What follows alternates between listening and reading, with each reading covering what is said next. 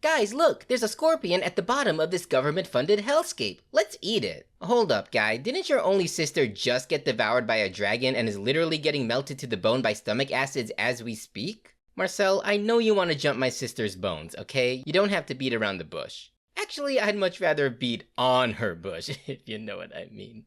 So, the squad consisting of Laios the Dude, Marcel the Girl Failure, Chill the Chuck, and the newly recruited Senshi the Camel Toe enter a giant dungeon to very casually save Fallon, the Dude's sister, from certain digestion. Unfortunately, their broke asses can't afford the 3-star Michelin meals that are required for success, so they resort to eating monsters instead. And Chill's like, Laios, you know steel weapons aren't edible, right? But it's got like iron and stuff.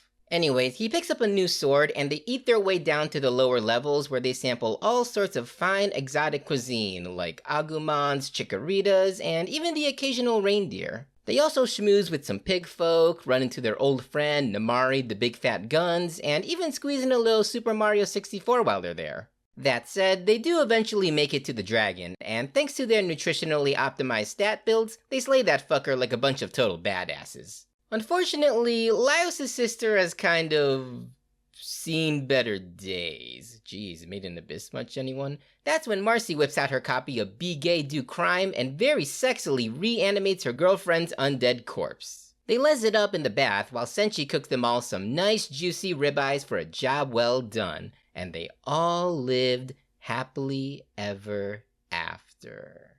Except no, believe it or not, this is only the prologue story to the greatest fantasy series ever produced since Witch Hat Atelier. See, back in the Mario episode, Laios bodied this one twink all fair and square-like, who, frankly, took that personally. Kid goes by the name of Thistle the Sissel, and as it turns out, he's the DM of this entire dungeon, and he makes a big attempt to TPK the party. Our heroes bamf when things get dicey, you know, as they should, but they also get separated by Fallon, again.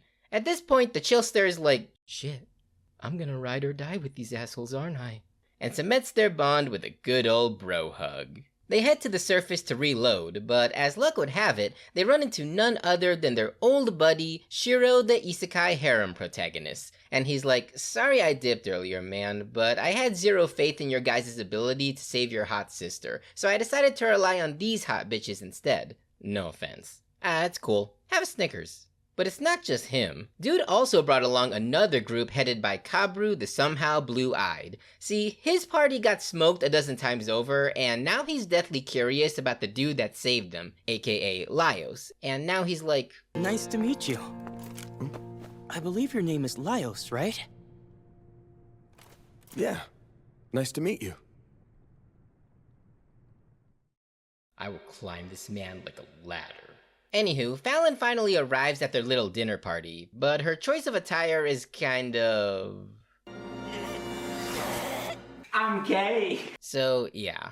Girl's new look isn't really doing it for anyone, so she slaughters half the party before peacing out. Then Shiro suddenly gets all bent out of shape and is like, dude, stop being autistic and actually take shit seriously for once. Man, are you high? We got here days before your malnourished ass even got close. Hell, even if we did speedrun it like you guys did, that would mean we would just come in with nothing in the tank before the dragon arrives to inevitably fry our asses. You know, like last time? Wait, you're saying cooking monsters wasn't just a cute gimmick and is actually a legitimate strategy to optimize your time and resources to ensure your party stays in peak physical condition? Exactly.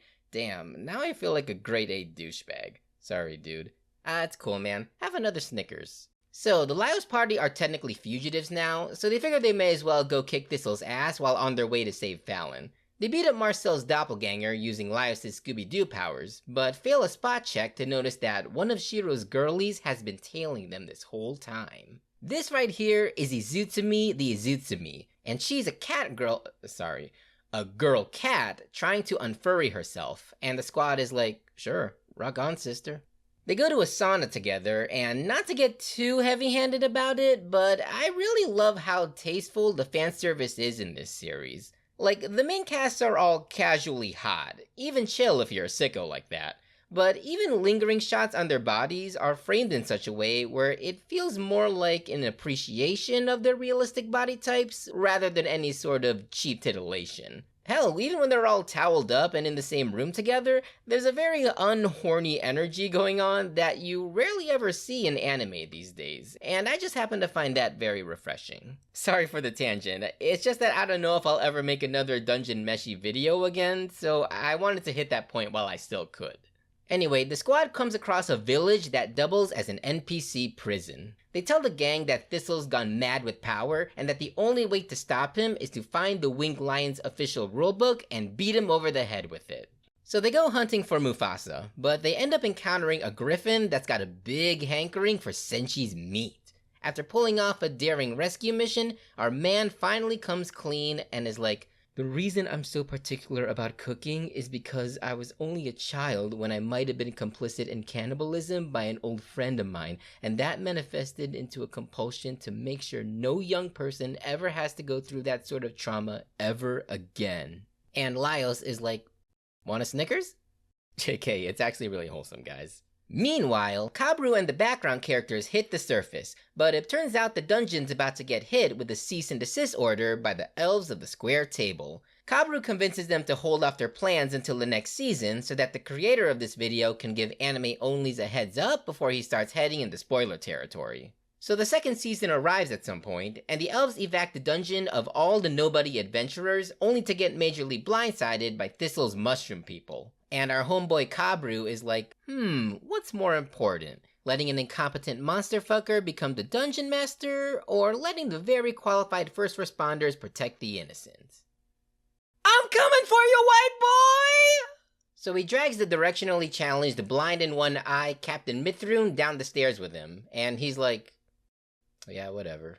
Turns out he used to be a DM just like Thistle, but his inner demons forced him to crave the ending of an endless campaign, leading him to lose all semblance of personhood. And Kabru's like, "Dude, I know a guy who can help."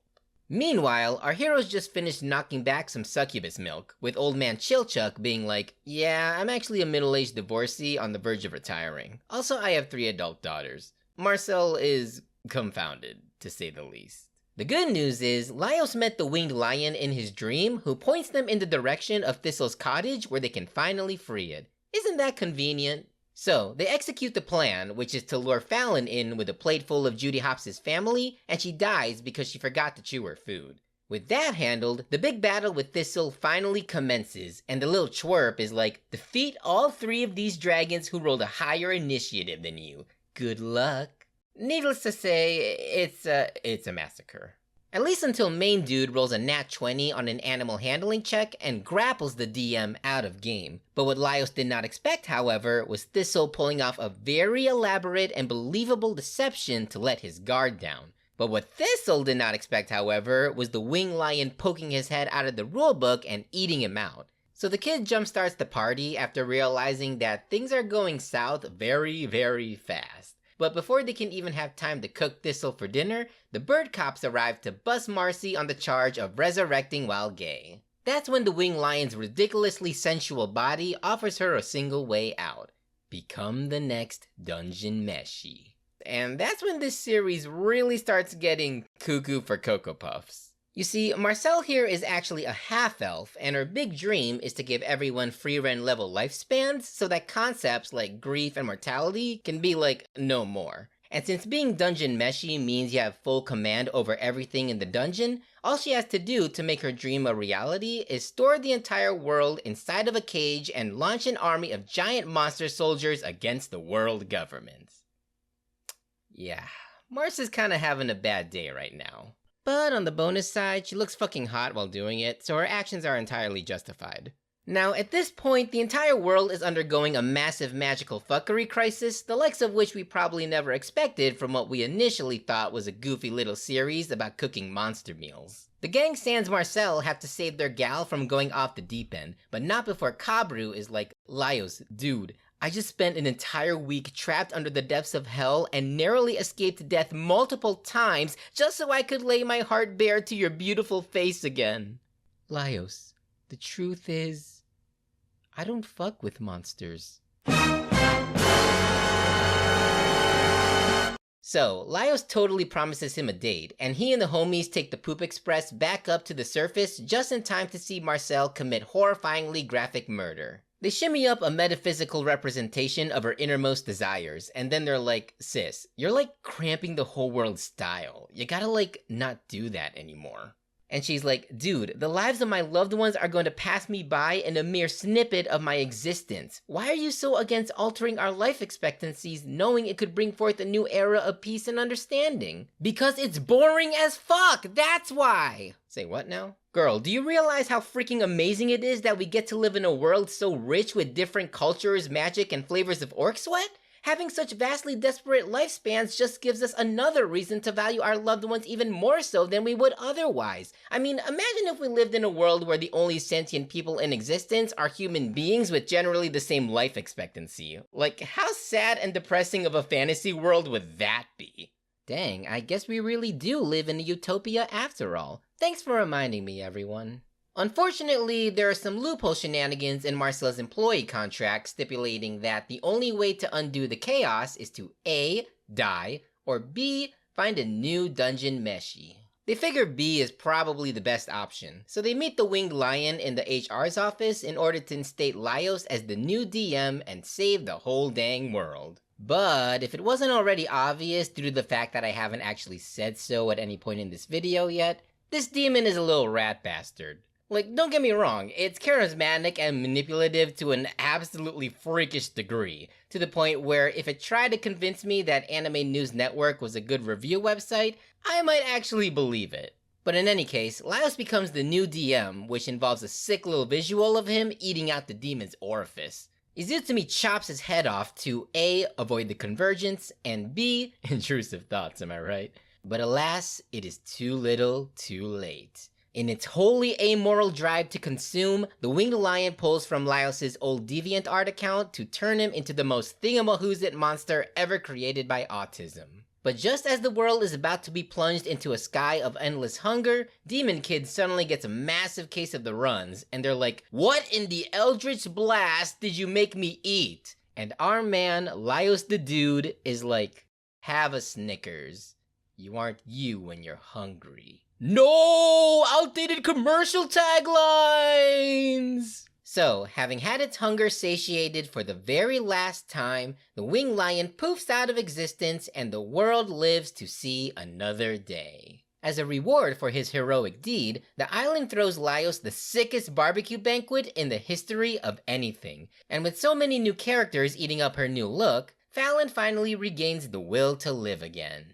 Unfortunately, the demon bitch cursed Laios in that he cannot physically, socially, or conceptually fuck with a monster ever again. But on the bonus side, it turns out that village from earlier was actually the Lost Kingdom of Mars. You know, that one parent company for Snickers that isn't Hershey's. They get reinstated following Thistle's resignation, and Laios very eagerly takes up the handle to become King Laios, devourer of all things horrible. And they all ate happily ever after. Unmei, unmei, negateru yo, tadaioteru yo, raimei, donatetu mo mistake mo yumo sa.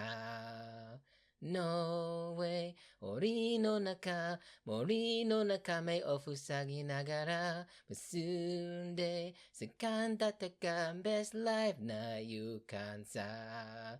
Gift like na myoen sa, my life is kyoen sa.